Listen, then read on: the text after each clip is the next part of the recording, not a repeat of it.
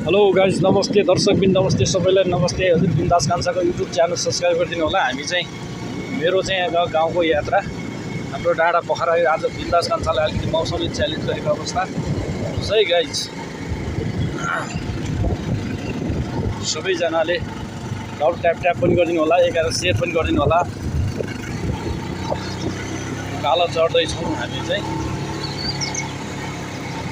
यो कहाँको उकालो होला सबले यसो अनुसन्धान गर्नु होला।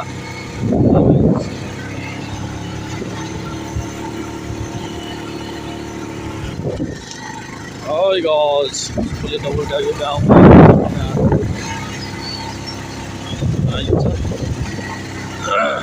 युट्युब च्यानल सब्सक्राइब गरिदिनु होला। हाम्रो चाहिँ यो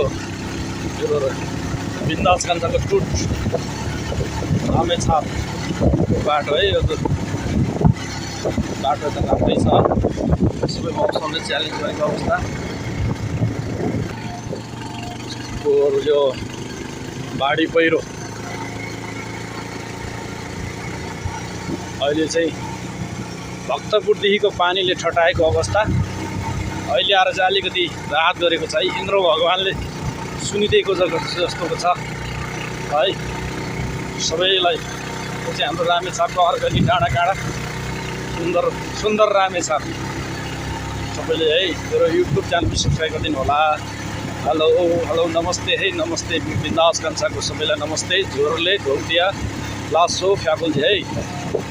ठाउँ ठाउँमा बाटो पनि निर्माण कार्य भइरहेछ है।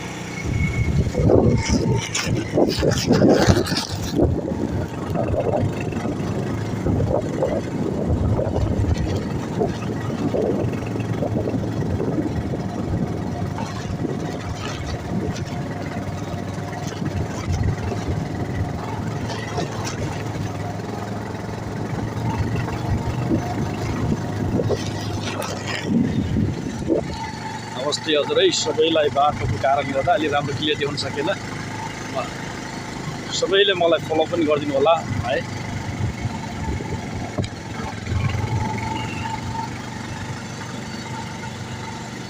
यो चाहिँ रामेछाप जिल्लाको खाडादेवी गाउँपालिका चाहिँ पनि पानी पुग्छ है।